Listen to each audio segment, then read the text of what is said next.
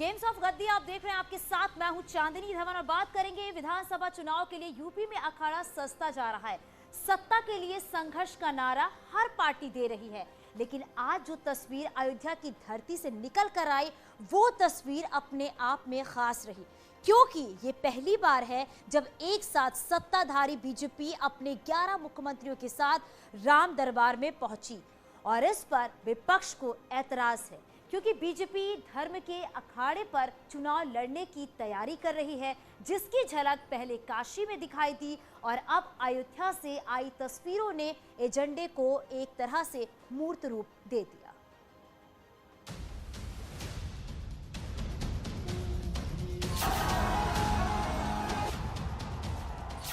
राम मंदिर बने और रामलला वहां विराजमान हो, ऐसी सदियों से सबकी इच्छा थी जो अब साकार होने जा रही है। जैसे ही चुनाव करीब आता है, भारतीय जनता पार्टी धार्मिक चश्मा लगा लेती है और भारतीय जनता पार्टी की स्थिति अब ये नहीं रह गई है कि 5 साल में उन्होंने जो काम किया है उसके नाम पर वोट मांग सके। तो क्या एक बार फिर से यूपी का चुनाव धर्म के अखाड़े पर लड़ा जाएगा? क्या विपक्षी दल बीजेपी की धार्मिक चाल में फंसकर सिर्फ गोल कर बैठेंगे? क्योंकि बीजेपी ने जो काशी में मंथन किया, उस मंथन के आगे की धार्मिक रणनीति को अयोध्या की धरती और राम के दरबार से संदेश साफ कर दिया। हर भारतवासी के लिए राम मंदिर बने, भव्य राम मंदिर बने और रामलला वहां विराजमान हो, ऐसी सदियों से सबकी इच्छा थी जो अब साकार होने जा रही है। ऐसे शुभ घड़ी पर हम सबको आने का सौभाग्य मिले, ये रामलला की ही कृपा है। अयोध्या में राम का मंदिर बन रहा है, वो सपना सबका साकार हो रहा है, जिस सपने को देश की जनता देख रही है। आज वो अपने मूर्त रूप को ले रहा है। वैसे इस मंदिर को लेकर सियासी विवाद सदियों से चला आ रहा है, लेकिन राम के दरबार में बीजेपी शासित राज्यों के मुख्यमंत्रियों ने माथा टेका तो विपक्षी नेताओं ने आरोप लगाया कि जैसे जैसे चुनाव नजदीक आएंगे वैसे वैसे बीजेपी नेताओं का यूपी में जमावड़ा बढ़ता जाएगा। जैसे ही चुनाव करीब आता है, भारतीय जनता पार्टी धार्मिक चश्मा लगा लेती है और हर चीज धर्म के आधार पर देखती है। इस देश की और प्रदेश की जनता और खासकर उत्तर प्रदेश की जनता, किसान आय दोगुनी मांग रहा है, नौजवान नौकरी रोजगार मांग रहा है, जो कमाई आदि हुई है, महंगाई बढ़ी है, उस पर संतुलन कैसे बनाएंगे? तो क्या बीजेपी को हार का डर सताने लगा है, जैसा अखिलेश यादव आरोप लगा रहे हैं? क्या बीजेपी विकास के मुद्दों के साथ जनता के बीच नहीं जाएगी? तो क्या बीजेपी जनता के बीच हिंदुत्व के मुद्दे को अखाड़ा बनाकर चुनाव लड़ेगी? क्या बीजेपी अपनी जमीन बचाने के लिए हिंदुत्व को हथियार के तौर पर इस्तेमाल करने जा रही है? ये ऐसे सवाल हैं जिनको विपक्ष लगातार जनता के बीच उछाल रहा है, क्योंकि कांग्रेस नेता प्रमोद तिवारी को लगता है कि बीजेपी ने कोई ऐसा काम नहीं किया जिसको वो जनता के बीच लेकर जा सके और उसको बता सके। उत्तर प्रदेश की जनता सब समझ रही है, देश भी देख रहा है कि जब चुनाव सामने है और भारतीय जनता पार्टी की स्थिति अब ये नहीं रह गई है कि 5 साल में उन्होंने जो काम किया है उसके नाम पर वोट मांग सके, तो प्रधानमंत्री से डुबकी भी लगवा दे रहे हैं, उससे भी काम नहीं चल रहा है, पुष्प वर्षा भी करवा दे रहे हैं, फिर भी 100 के ऊपर नहीं जा रहा है आंकड़ा, तो अब सारे देश के मुख्यमंत्री बुलाए गए हैं।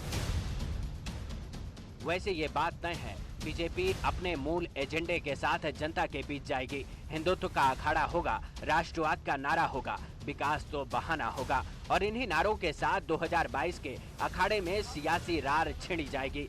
देखना ये होगा कि सत्ता के करीब कौन जाता है। क्या बीजेपी दोबारा से सत्ता में आने का ख्वाब फिर से साकार कर पाएगी? ये सवाल इसलिए क्योंकि जनता जनार्दन है, वो जो तय करेगी वही यूपी की सत्ता संभालेगा। Bureau report, network 18।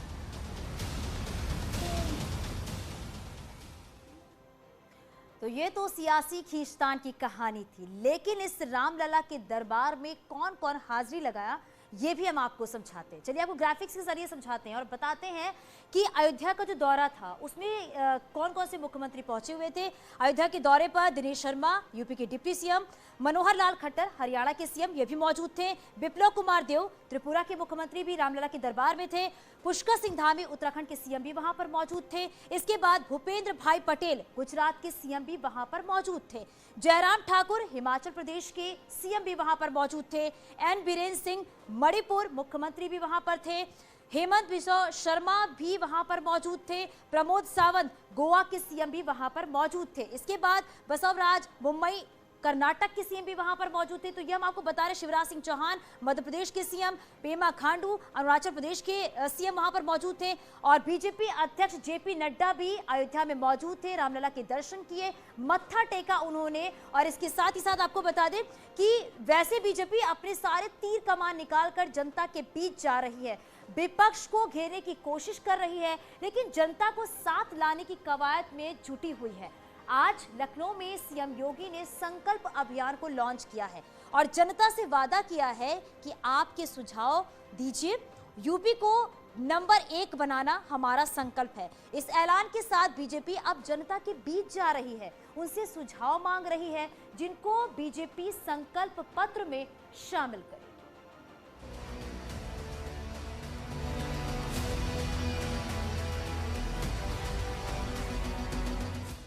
मंच पर हाथ उठाए बीजेपी नेताओं की जो तस्वीर दिखाई दे रही है, इन तस्वीरों के साथ बीजेपी एक बार फिर से जनता के बीच जा रही है। ये कोई संकल्प पत्र नहीं है, बल्कि इसमें सुझाव आपका होगा, संकल्प बीजेपी का होगा। मतलब साफ है कि बीजेपी जनता के मुद्दों को जनता से पूछकर अपने संकल्प पत्र में शामिल करेगी और उस एजेंडे पर सत्ता में वापसी के बाद काम करेगी। हमने राजनीतिक दलों के उस परंपरागत घोषणा पत्र से हट करके संकल्प पत्र जारी किया था।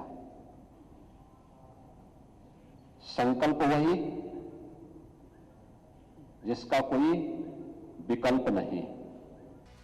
बीजेपी एक बार फिर से लोगों को भरोसा दिलाने की कोशिश कर रही है, उनकी समस्याओं को अपने संकल्प पत्र में शामिल कर रही है ताकि लोगों को सीधे बीजेपी से जोड़ा जा सके। इस अभियान को योगी आदित्यनाथ ने लखनऊ के इंदिरा गांधी प्रतिष्ठान से लॉन्च किया और विपक्ष पर जोरदार हमला किया। 2017 के पहले हर नियुक्ति विवादित होती थी क्योंकि एक खानदान निकल पड़ता था वसूली के लिए। महाभारत के सभी रिश्ते सामने आ जाते थे, कहीं काका वसूली कर रहा है, कहीं चाचा वसूली कर रहा है, कहीं भांजा, कहीं भतीजा, ये सभी वसूली में निकल पड़ते थे। प्रदेश के नौजवानों के भविष्य के साथ खिलवाड़ होता था। तो बीजेपी ने सुझाव आपका संकल्प हमारा अभियान जारी किया है और इस अभियान की मदद से बीजेपी का टारगेट क्या है ये हम आपको ग्राफिक्स के जरिए समझाते हैं। आपको बता दें कि बीजेपी की तैयारी कैसी है 2022 के लिए। 4 करोड़ लोगों को जुड़ेगी, अपने संकल्प पत्र में उसे शामिल करेगी। इसके साथ ही आपको बता दें कि क्या कुछ तैयारी है बीजेपी की। 403 विधानसभा सीटों तक जाएगी बीजेपी, लगातार तैयारी चल रही है। हर विधानसभा में 1 लाख लोगों से सुझाव लेगी जिसे संकल्प पत्र में शामिल किया जाएगा। और इसके साथ ही साथ ये भी है कि हर विधानसभा में आकांक्षा पेटी लगाई जाएगी, उसमें भी सुझाव पत्र डाले जाएंगे। और यूपी में टोटल 30,000 सुझाव पेटी लगेगी जिसमें लोगों से सुझाव लिए जाएंगे और उसे डाला जाएगा। मिस कॉल देकर सुझाव रिकॉर्ड करा सकते हैं। इसके बाद सुझाव आपका संकल्प हमारा अभियान चलेगी। तो ये हम आपको ग्राफिक्स के जरिए बताते कि बीजेपी की तैयारी किस तरीके से है 2022 को लेकर। और इसके साथ ही आपको बता दें यहाँ पर यह भी है कि बीजेपी यूपी में विधानसभा का शीतकालीन सत्र शुरू होने के पहले प्रदेश की राजधानी लखनऊ में विपक्ष ने जमकर हंगामा काटा है। सुबह से ही एसपी और कांग्रेस ने विधानसभा के बाहर जोरदार प्रदर्शन किया और इस प्रदर्शन में खास बात तो ये रही कि नेता तख्तियां में मुद्दे लेकर जनता के बीच उतरे और पैदल मार्च निकालकर विरोध दर्ज कराया।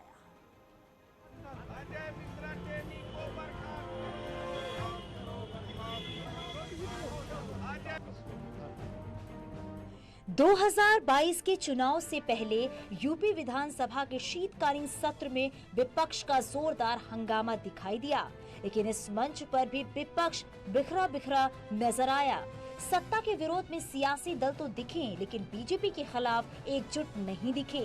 इन तस्वीरों को देखिए, लखनऊ में कांग्रेस ने जेपीओ से विधानसभा तक पैदल मार्च कर सरकार की नीतियों पर घेरने की कोशिश की और लोगों के मुद्दों को उठाने का काम किया।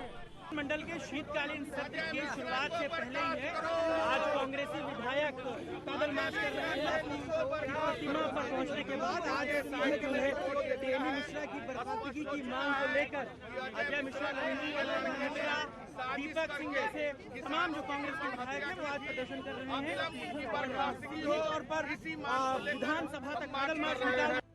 वैसे कांग्रेस अपने जनाधार को फिर से एक्टिव करने की कोशिश कर रही है। इसे सड़क से लेकर सदन तक जोरदार कांग्रेस का हंगामा सुनाई दिया।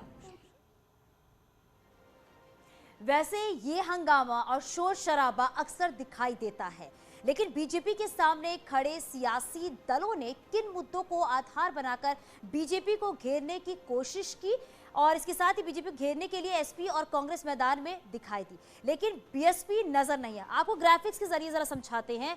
यूपी विधानसभा सत्र किसका क्या एजेंडा था ये आपको बताते हैं। लखीमपुर हिंसा, ये बीजेपी की आपको बता दें कि अजय मिश्रा की इस्तीफे की मांग की गई। कांग्रेस की तरफ से जेपीओ से विधानसभा का तक मार्च निकाला गया। बढ़ती महंगाई को भी मुद्दा बनाया गया, कानून व्यवस्था को भी मुद्दा बनाया गया। इसके साथ ही आपको बता दें कि शिक्षक भर्ती को लेकर भी ये मुद्दा उठाया गया। बेरोजगारी भी यहाँ पर उठाया गया। किसानों की मांगों को लेकर भी यहाँ पर समर्थन जो मिला उसकी भी बात यहाँ पर की गई। किसानों की मांगों का समर्थन यहाँ पर किया गया। किसान किस तरीके से लगातार प्रदर्शन कर रहे थे। अब आपको बताते कि समाजवादी पार्टी का क्या कुछ मुद्दा रहा। लखीमपुर हिंसा को लेकर ये मुद्दा उठाया गया। अजय मिश्रा के इस्तीफे की मांग यहाँ पर की गई समाजवादी पार्टी की तरफ से, और साथ ही साथ बढ़ती महंगाई को भी यहाँ पर उठाया गया। इसके बाद कानून व्यवस्था को लेकर सवाल खड़े किए गए। क्या क्या मुद्दे थे जो आज उठाए गए वो हम आपको बता रहे हैं। और आवारा पशुओं की समस्या को यहाँ पर उठाया गया और साथ ही बीएसपी के पास किसी तरह का कोई मुद्दा नहीं था। और आपको बता दें यहाँ रुकेंगे कुछ ही पलों के